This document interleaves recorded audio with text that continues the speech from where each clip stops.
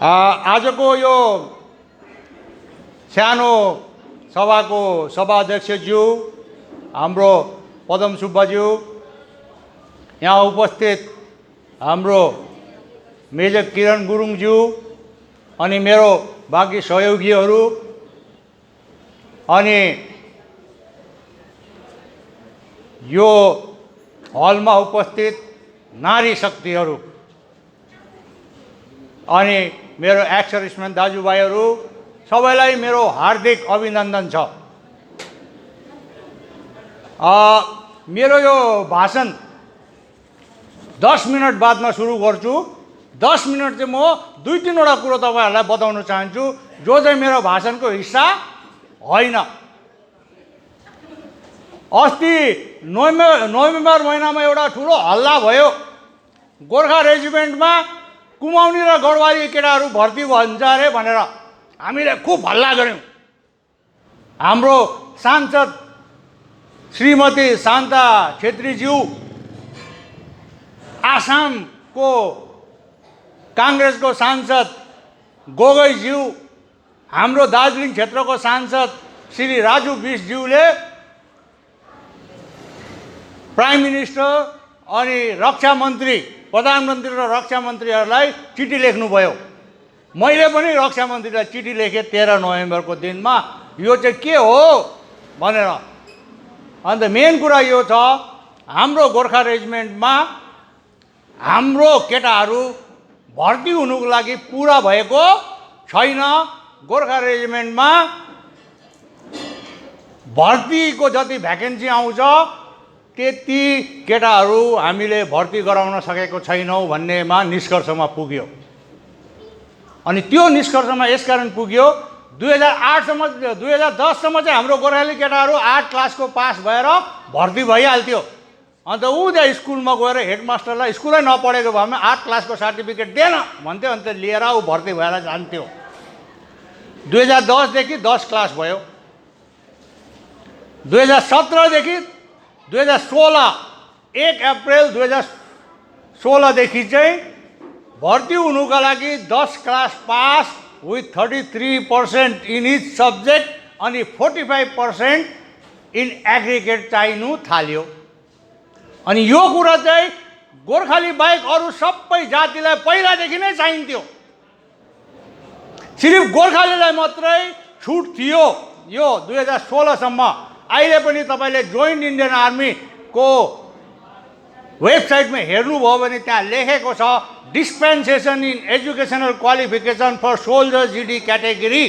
त्यसमा चाहिँ लेखेको छ the following category are exempted dispensation is given in educational qualification from 1st April 2013 to 31st March 2016। अन्त हामीले रक्षा मन्त्रीज्यूलाई, प्रधानमन्त्रीज्यूलाई सबलाई चिठी लेख्यो है। 2 जना सांसदज्यूहरूले, अरू हाम्रो आसामको सांसदज्यूले, हामीले पनि लेख्यौं। डिसेम्बर महिनामा हाम्रो जेएनएलएफ को सैनिक संगठनको दाजु मिङमा तामाङज्यूले एउटा प्रेस कन्फरेन्स गर्नुभयो। हेर्नुहोस् यो रक्षा मन्त्रीले लेखेको चिठी, 21 डिसेम्बरमा लेखेको चिठी, यसमा लेखिएको छ गोर्खाहरूको लागि यो काम भइहाल्यो। अनि यो चिठी चाहिँ हाम्रो सांसद राजु बिष्ट जो बीजेपी को हुनुहुन्छ, जेएनएलएफ को एउटा सहयोगी पार्टी को हुनुहुन्छ, उहाँले गरेर यो काम गरियो, फत्ते भयो। 22 जनवरी 2021 को दिनमा टेलिग्राफमा एउटा आर्टिकल आयो जहाँ भन्यो कि गोर्खालीहरूको लागि 10 क्लास सोल्जर जीडी को लागि अनि ट्रेड्सम्यानका लागि 8 क्लास भइहाल्यो। यो चाहिँ राजु बिष्ट साहबले गरायो भनेर खबर छापियो। 23 तारिक जनवरीको दिन नक्सलबारीमा श्री राजु बिष्टज्यूले मिडियासँग बात गर्दाखेरि उहाँलाई सोध्यो यो गोर्खालीहरूको भर्तीको, केटाहरूको भर्तीको चाहिँ के हुँदैछ हौ भन्दा उहाँले भन्नुभयो त्यो त भइहाल्यो नि, मैले चिठी लेखेँ त रक्षा मन्त्रीलाई, अन्त रक्षा मन्त्रीले मलाई जवाब दिनुभयो त। मिडियामा आयो यो, त्यो दिन पनि मैले चेक गरेँ। त्योभन्दा पहिला 12 तारिक जनवरीको दिन एउटा ठुलो जनसभा थियो राजु बिष्ट साहबको, हाम्रो एमपी साहबको। त्यसमा मेरो सहयोगी दाजु कर्नल पीके शर्माज्यू प्रत्यक्ष रूपमा उहाँलाई भेट जानुभएको थियो। अनि 11 तारिक जनवरी र 12 तारिक जनवरीको दिनमा मैले उहाँ श्री राजु बिष्टज्यूसँग बात पनि गरेको थिएँ। अनि उहाँले मलाई भन्नुभएको थियो, सर मलाई यो प्रब्लम थाहा छ, अनि यो प्रब्लमको सल्युसन म निकाल्दैछु रक्षा मन्त्रीसँग बात गरेर। दुःखको कुरा आजसम्म भएको छैन। आजको दिनमा पनि गोर्खाली केटालाई भर्ती हुनुको लागि चाहिँ class 10 with 33% marks in each subject and 45% in aggregate चाहिन्छ। आजको दिनमा ओगी राति 11:30 बजी मात्रै मैले वेबसाइट चेक गरेको। यो चाहिँ हाम्रो प्रधानमन्त्रीज्यूले गोर्खालीको सपना मेरो सपना भनेको जस्तै भएको छ। एउटा सानो कुरा त गर्नु सकेको छैन। आजको दिनमा हाम्रो केटाहरूको लागि जो 2010-2016 सम्म एउटा डिस्पेन्सेसन इन एजुकेसनल क्वालिफिकेसन भन्ने कुरो थियो, त्यो 2016 1 अप्रिलदेखि जो समाप्त भयो, त्यो डिस्पेन्सेसन दुबारा दिएको छैन, पाएको छैनौँ। यो थियो पहिलो कुरो, यो भाषणभन्दा बाहिरको कुरो। दोस्रो कुरो, लद्दाख एउटा युनियन टेरिटरी भयो। लद्दाखको एमपी साहब श्री नामग्यालज्यूले लोकसभामा जोरदार भाषण दिनुभयो। हामी बहुत इम्प्रेस भयौँ त्यो भाषण सुनेर। तर लोकसभामा जो लद्दाखको एमपी साहब आउनुहुन्छ, उहाँको जो कन्स्टिट्युएन्सी छ त्यसको टोटल भोटर्स चाहिँ 4.5 लाख मात्रै छ। अनि हामीले राजु बिष्टलाई यहाँबाट 4,05,000 मत त जिताएको मत, टोटल 9 लाख मतले उहाँलाई जितायो। अनि उहाँ र नेक्स्ट क्यान्डिडेट अमर सिंह राईको बिचमा 4,05,000 भोटको डिफरेन्स छ। यदि आजको दिनमा लद्दाखको 4.5 लाख भोटर्सले एउटा एमपी पठाउँछ लोकसभामा, अब एउटा राज्यसभामा पनि एमपी पठाउँछ, 2 जना एमपी। हाम्रो चाहिँ दार्जिलिङ, कालिम्पोङ, खरसाङ, सिलिगुडी मिलाएर हामी 12 लाख छौँ।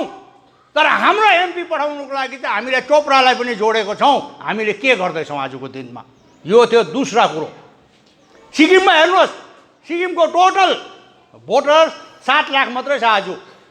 एउटा राज्यसभा एमपी, एउटा लोकसभा एमपी छ। अरुणाचल प्रदेशको टोटल 11 लाख भोटर छ, 2टा लोकसभा एमपी र एउटा राज्यसभा एमपी छ। हाम्रो जिटिए क्षेत्रको अलग्गै एमपी किन हुनु सक्दैन? किन हुनु सक्दैन भने हामी एक्स-सर्भिसमेनहरू सुतिरहेको छौँ। हामी भन्छौँ हामी पोलिटिक्समा पर्दैन, अपोलिटिकल भएर बस्छौँ। यो थियो दोस्रो कुरो। तीसरा कुरो, आजभन्दा 6 महिना पहिला मैले वासुदेव भट्टाचार्यज्यूसँग बात गरेको थिएँ। उहाँ election commissioner, information commissioner of West Bengal हुनुहुन्छ। त्यसभन्दा पहिला उहाँ वेस्ट बेङ्गलको चिफ सेक्रेटरी हुनुहुन्थ्यो। दार्जिलिङमा आउनुभएको थियो, एउटा हाम्रो साथी घरमा हामी भेटेको थियौँ। अन्त बातचितको दौरानमा मैले भने दार्जिलिङ सहरको एउटा ठुलो समस्या ट्राफिक समस्या छ सर। त्यसमा हामीले एउटा मास ट्रान्सपोर्टेसन सिस्टम रङबुलदेखि लिएर लेबोङ अनि उता लप्चूदेखि लिएर लेबोङसम्म गर्नुपर्छ भन्दाखेरि उहाँले भन्नुभयो त्यत्रो पैसा कहाँबाट आउँछ? मैले भने जो तपाईँले अहिले मेट्रो बनाउँदैछ, हाउडा र हाउडा र स्याल्दा जोड्दैछ, हुगली नदीको मुनिबाट निकालेर जाँदैछ। त्यसको पैसा चाहिँ कहाँबाट आयो? पैसा त दिनुपर्छ नि तपाईँले। तपाईँहरू कलकत्तामा मात्रै केन्द्रित छ, दार्जिलिङ केन्द्रित छैन। त्यसले गर्दा दार्जिलिङ केन्द्रित प्रशासन हाम्रो हुनुपर्छ।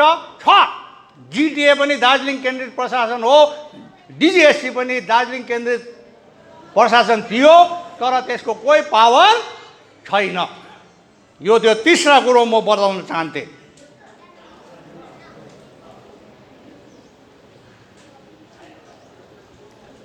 चौथा कुरो, अहिले हो कि लाइट जाँदै थियो आउँदै थियो, डिस्टर्ब हुँदै थियो।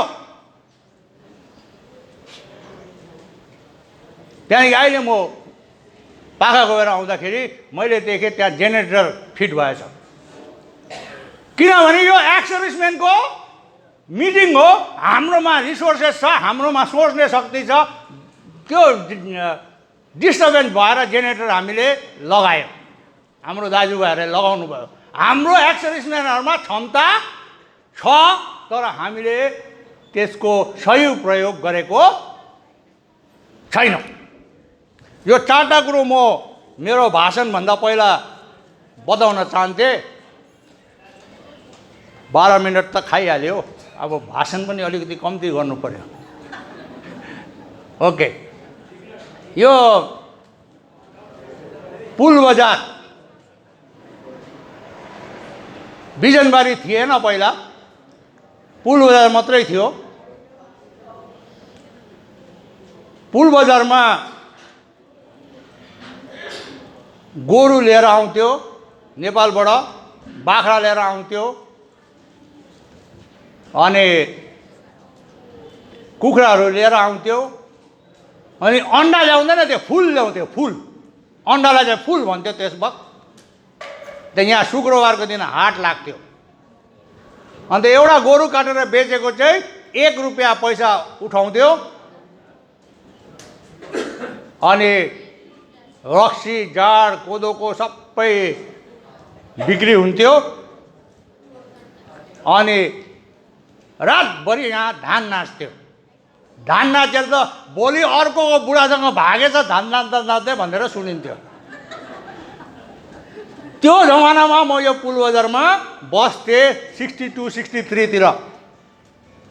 त्यहाँ 2 तले घर अहिले पनि छ, जुन घरमा म बस्थेँ। पुल बजारको त्यस्ताको खुबै प्रतिष्ठित परिवार, प्रधान परिवार, नेवारको परिवारको अहिले डाक्टर साहब हुनुहुन्छ दार्जिलिङमा, डेन्टिस्ट, उहाँ पनि यहीँको हुनुहुन्छ। हामी चाहिँ रेन्टमा बस्थ्यौँ। अनि त्यो 2 तले बिल्डिङको तल्लो तलामा चाहिँ दोकान थियो हाम्रो। एकपट्टि भाँडा दोकान, एकपट्टि फोटोग्राफी दोकान, अनि एकपट्टि मनिहारी सामान भन्थ्यो। त्यति बेला यो बाइसा यस्तो उस्तो बेच्थ्यो। अनि मेरो बाउले चाहिँ मनिहारी सामान मेरो पापाले चाहिँ बेच्नुहुन्थ्यो। अनि मचुङ्गा बजाएर आइमाईहरूलाई चाहिँ बोलाउनुहुन्थ्यो, आउनुहोस् आउनुहोस् लानुहोस् भनेर। अन्त बोल्नु जरुरी छ, बोल्नेको आँटा बिग्छ, नबोल्नेको चामल पनि बिग्दैन। त्यसकारण मैले बोल्नु सिकेको। अन्त आज अझै 1 घन्टा बोल्छु ल। त्यसको बादमा पुल बजार बिजनबारी बादमा बनेको पुल बजार मात्रै थियो। त्यहाँदेखि मेरो पापा शुक्रबार यहाँ हाट थाप्नुहुन्थ्यो। शुक्रबारबाट हाट थापेर यहाँबाट 10 जना भरिया बोकेर लोधोमामा जानुहुन्थ्यो। त्यहाँ चाहिँ सन्चबारे हाट लाग्छ, अहिले पनि लाग्छ होला, लाग्छ लोधोमामा सन्चबारे हाट, मलाई थाहा छैन। त्यहाँदेखि अन्त आइतबारको दिन चाहिँ तल उत्रेर रामाम नदीमा नुहाएर चाहिँ सोमबारे जानुहुन्थ्यो सिक्किममा, मङ्गलबारे त्यहाँदेखि त्यहाँदेखि चाहिँ दार्जिलिङ भएर बुधबार र बिहिबार चाहिँ सौदा लिएर फेरि यो पुल बजारमा शुक्रबार चाहिँ हाट लाउनु आउनुहुन्थ्यो। धान नाच्नुले टाइम पाउँदैन थियो, किनभने स्याटरडे चाहिँ सन्चबार चाहिँ उहाँहरू लोधोमामा पुग्नु पर्थ्यो। त्यसको बादमा म स्कुल पढ्दाखेरि 9 या 10 सालको हुँदाखेरि म तल सिङ्ला झरेको थिएँ। मेरो पापा, म, मेरो भाइहरू सिङ्गलाबाट हामी गोक भएर हिँडेर आएर पुल बजार आएर हामी फेरि दार्जिलिङ चढेको थियौँ सिङतामको बाटो। त्यो थियो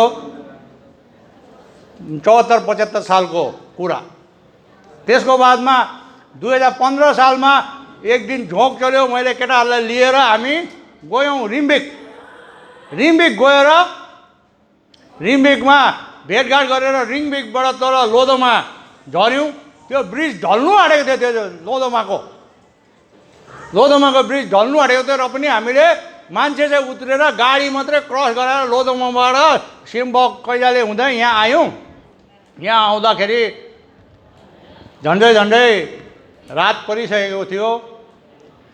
अन्त यो बिजनबारीदेखि गोकको बाटो चाहिँ त्यति बेला बाटो थिएन, खेत मात्रै थियो, पानी र हिलो मात्रै थियो। अन्त हामी गयौँ, त्यहाँबाट गएर फेरि जामुनी टपमा पुगेर चाहिँ रक्सी पियौँ। त्यहाँदेखि फेरि उकालो लाग्यौँ दार्जिलिङ। त्यसको बादमा फेरि एकपल्ट यही हलमा म एक्स सर्भिसम्यानहरूलाई भेट्नु आएको थिएँ, बातचित गरेको थिएँ। त्यसरी पुल बिजनबारीसँग मेरो धेरै लगाव छ। 68 सालको पहिरो जाँदाखेरि राहत सामग्री लिएर 12 सालको केटो म यहाँ आएको थिएँ। मेरो घरबाट हर दिन पुल बिजनबारी देखिन्छ। अन्त आज यसरी एक्स सर्भिसम्यानहरूको बिचमा आएर भाषण छाट्नु पाउँदा एकदमै हर्ष लागिरहेको छ। अन्त भाषणको पहिला भाग खतम भयो, यो अब भूमिका थियो। अब मेन बडीमा आउँ है, सुन्नुहुन्छ? 38 साल मैले आर्मीमा नोकरी गरेँ। 38 साल। 76 सालमा म भर्ती भएको, 2014मा 2012मा रिटायर भएँ। त्यसको बादमा 2 साल अझै मैले एक्सटेन्सन लिएर 2014मा मैले छोडेको। अनि 2014देखि लिएर 2019सम्म चाहिँ मैले जिल्ला सैनिक बोर्डमा नोकरी गरेँ। 43 साल। एउटा सिपाहीमा भर्ती भएको थिएँ, कर्नलको र्याङ्कमा रिटायर भए। अनि यो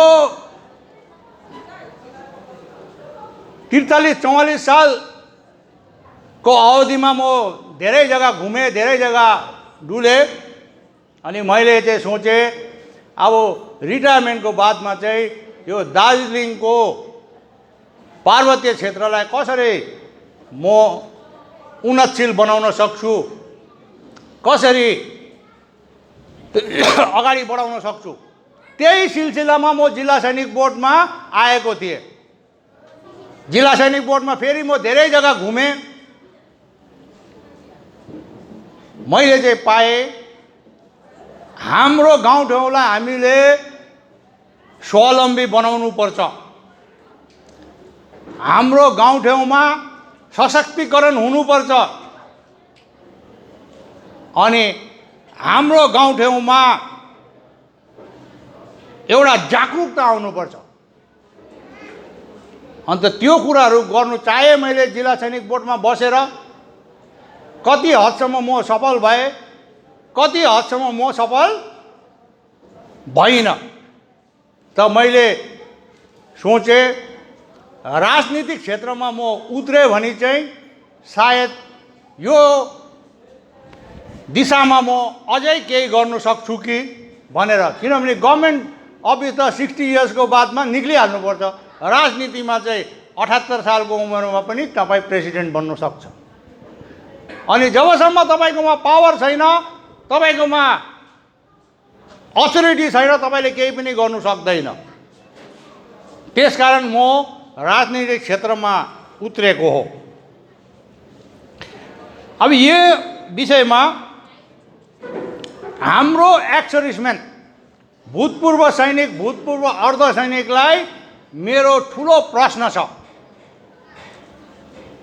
जस्तो तपाईहरूले जुन समाज गाउँठाउँमा बसेको छ, त्यसको सशक्तिकरण, त्यसको जागरुकता, त्यसको स्वावलम्बीकरणमा के हिस्सा लिएको छ? हाम्रो यहाँको स्वर्गीय फुर्बा शेर्पा भाइ बितेर जानुभयो लखनऊमा। उहाँको पार्थिव शरीर आयो। त्यसरी नै धेरै हाम्रो शहीदहरूको पार्थिव शरीर त्रिरङ्गामा लपेटेर आयो। उहाँहरूलाई नमन छ। तर जो एक्स सर्भिसम्यान दाजुभाइ यहाँ बस्नु भएको छ, जो भूतपूर्व सैनिक, भूतपूर्व अर्धसैनिक यहाँ बस्नु भएको छ, जसलाई चाहिँ महाकाल बाबा र सिक्जेल देवीले आशीर्वाद दिएर तपाईँ पेन्सन पकाएर सही सलामत 2 हात 2 खुट्टा लिएर आउनुभयो, अनि तपाईँलाई यो पखेराको पानी खाएर, यो पखेराको कन्दमूल खाएर तपाईँ 17 सालको उमेरमा फौजमा भर्ती हुनुको सामर्थ्य दियो। अनि भर्ती भएर तपाईँ गएपछि 15 साल, 17 साल, 22 साल, 26 साल, 32 साल, मैले जस्तो 38 साल सर्भिस गर्दा तपाईँले यहाँको देवी देवताले आशीर्वाद दिएर तपाईँ सही सलामत आउनुभयो। अनि आज एटिएममा गएर धम्कीसँग कुटुटुटु पैसा निकाल्छ पेन्सन। यो जग्गा जहाँ चाहिँ तपाईँलाई यो सामर्थ्य दियो, जुन पखेराको पानी पिएर तपाईँ भर्ती भएर गयो, अनि जुन देवी देवताले तपाईँलाई यो अहिलेसम्म जगेरा गरेर राखेको छ, तपाईँ त्रिरङ्गामा लपेटेर आउनु परेन। यो पहाड पखेरामा तपाईँले के दिएको छ? के तपाईँको दायित्व छ यो पहाड पखेरामा? सबै एक्स सर्भिसम्यानहरू, सिभिलियनको नानीहरूले काम पायो, हाम्रो नानीहरूले काम पाएन, काम दिलाइदिनुहोस् न। हामीले राजनीतिक पार्टीलाई त्यति सघायो, तर हामीले केही पनि पाएनौँ। किन रुनुहुन्छ? तपाईँले खुद के गर्नु भएको छ? पेन्सन आउनुको बादमा मैले त धेरै गरेँ, अहिले पनि गर्दैछु। अहिले पनि म तपाईँलाई सङ्गठित गराएर एउटा राजनीतिक शक्तिको रूपमा उभाएर म खुद आफूलाई अनि मेरो सहयोगीहरूलाई पावर अफ पोजिसनमा पुर्याउन चाहन्छु, ताकि मेरो एक्स सर्भिसम्यान दाजुभाइ दिदीबहिनीहरू, उहाँको परिवारको सदस्यहरू, त्योभन्दा ठुलो कुरो दार्जिलिङ पार्वतीय क्षेत्रको हाम्रो विकास, सशक्तिकरण, स्वावलम्बीकरण, जागरुकतामा हिस्सा बन्न चाहन्छु। यही सोच विचारले हामीले यो भारतीय गोर्खा भूतपूर्व सैनिक तथा अर्धसैनिक सङ्गठन खडा गरेको हो। यसमा मेरो सहयोगी साथीहरूको धेरै भूमिका छ। अनि यो चाहिँ एउटा एक्स सर्भिसम्यानको राजनीतिक सङ्गठन हो। भूतपूर्व सैनिक एसोसिएसनहरू, कल्याण समितिहरू राजनीतिक सङ्गठन होइन, अराजनीतिक सङ्गठन हो। उहाँहरूको कल्याण सङ्गठनहरूको कार्यक्षेत्र सीमित हुन्छ। यो चाहिँ एउटा राजनीतिक सङ्गठन हो। अनि यो 2021 को चुनावको बादमा बुबु पार्टी भनेर हामी एउटा पार्टी पनि रेजिस्टर गर्छौँ। उद्देश्य के छ? उद्देश्य यो छ, सबै भूतपूर्व सैनिक, अर्धसैनिक, उहाँको परिवारहरूलाई सङ्गठित गरौँ। हामी 30% भोटर छ दार्जिलिङ पार्वतीय क्षेत्रमा। यदि जिटिए को चुनाव हुन्छ भने कमसेकम 10 जना हाम्रो सभासद बनेको हुनुपर्छ। योपालि 3 वटा विधानसभा सिटमा एउटा पनि एक्स सर्भिसम्यान छैन। किन छैन? एक्स सर्भिसम्यान एमएलए बन्नु लायकको इच्छै राख्दैन, अनि त्योतर्फ कामै गर्दैन। अनि यो भारतीय गोर्खा भूतपूर्व सैनिक अर्धसैनिक सङ्गठन चाहिँ हामीले एउटा राजनीतिक सङ्गठन खोलेर भोलिको दिनमा एमएलए को लागि हामीले क्यान्डिडेट तयार गर्ने, जिटिए को इलेक्सनको लागि क्यान्डिडेट तयार गर्ने, म्युनिसिप्यालिटीको इलेक्सनको लागि क्यान्डिडेट तयार गर्ने, पञ्चायतको लागि इलेक्सनको लागि क्यान्डिडेट तयार गर्ने, अनि त्यसमा हिस्सादारी बनाउने हाम्रो एउटा उद्देश्य छ।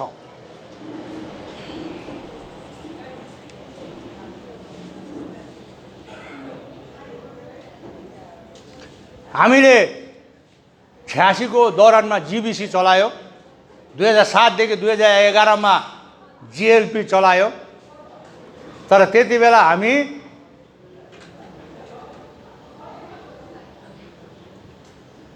सहयोगी भएर चलायौँ, हामी पार्टीको सपोर्टर भएर चलायौँ।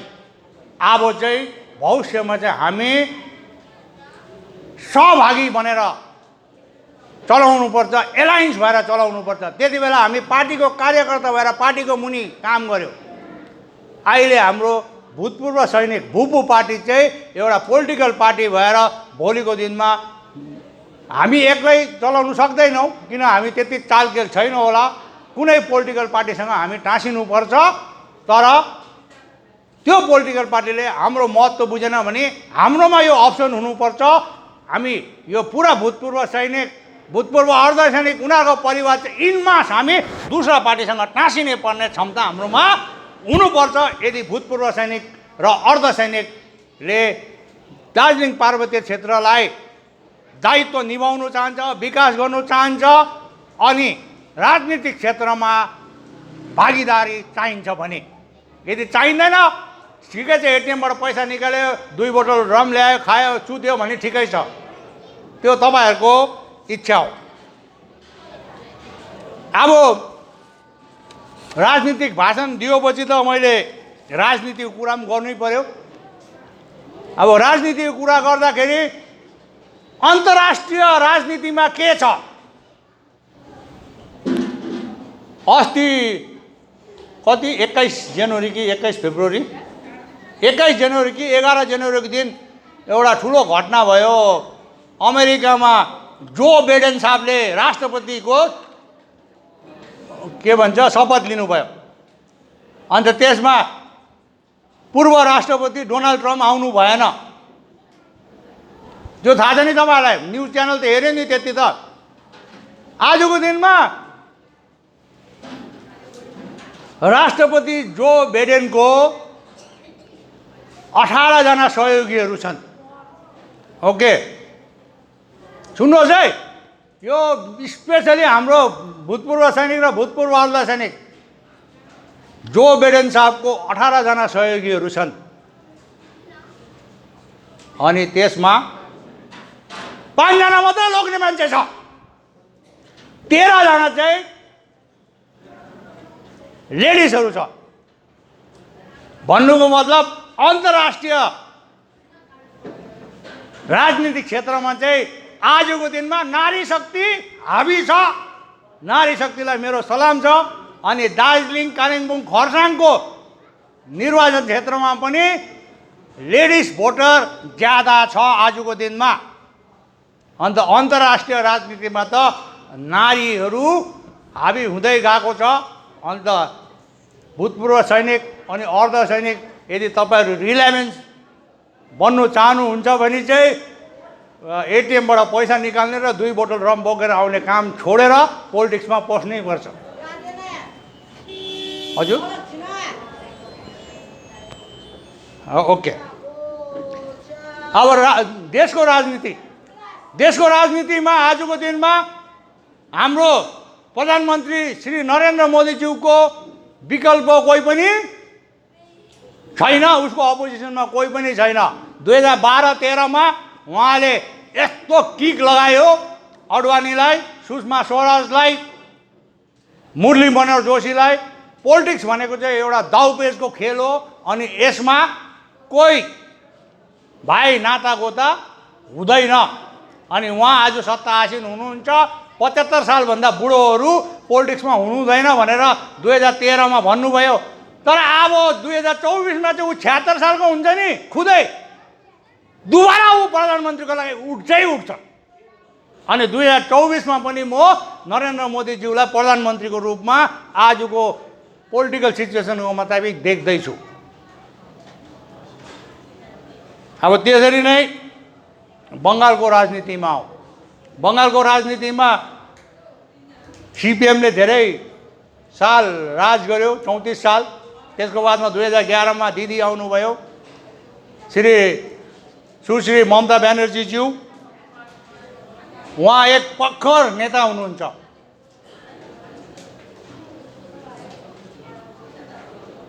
1984 सालदेखि उहाँ एमपी हुनुहुन्थ्यो 2011 सालसम्म। अनि 1984 सालमा उहाँले त्यो के पो हाम्रो पुरानो लोकसभाको सभापति उहाँलाई हराउनु भएको थियो। त्यसको बादमा 1989 सालदेखि 2011 सालसम्म 2 साल छोडेर सुश्री ममता ब्यानर्जी हर हमेसा मिनिस्टर हुनुहुन्थ्यो सेन्ट्रल गभर्मेन्टमा। उहाँलाई राजनीति गर्नु आउँछ। आजको दिनमा बङ्गालमा राजनीति सिर्फ बिजेपी भर्सेस टिएमसी चल्दैछ। 10 सालको शासनकालको बादमा ममता ब्यानर्जीज्यूलाई पनि आछु छ। अन्त बिजेपी पनि त्यति कम्फर्टेबल छैन। उसलाई पनि ममता दिदी नै दुबारा आउँछ कि भनेर उनीहरूले सोच्दैछ। धेरै संसाधनहरू उनीहरूले युज गरेको छ। ममता दिदी एकजना चाहिँ एकपट्टि, अर्कोपट्टि प्रधानमन्त्री अमित शाह, राजनाथ सिंह, स्मृति इरानी, जेपी नड्डा, यो सबै बिजेपीको प्रखर नेताहरू भेला भएर एउटा अबलाको विरुद्ध धुरिरहेको छ। अहिले मतलब बङ्गालको राजनीतिमा अहिले बिजेपी भर्सेस टिएमसी छ। त्यसमा हामी दार्जिलिङ पार्वतीय क्षेत्रको 3वटा सिट त नगण्य छ भनेर हामी सम्झिन्छौँ। अब यो टिएमसी र बिजेपी दुवै सत्ता आसीन हुनुमा मात्रै हेरेको छ। दार्जिलिङको पार्वतीय क्षेत्रको विकास, गोर्खालीको विकास, गोर्खाल्यान्डको मुद्दामा उनीहरूलाई कोही सरोकार छैन। धेरै घटनाहरूले यो बिल्कुल क्लियर छ।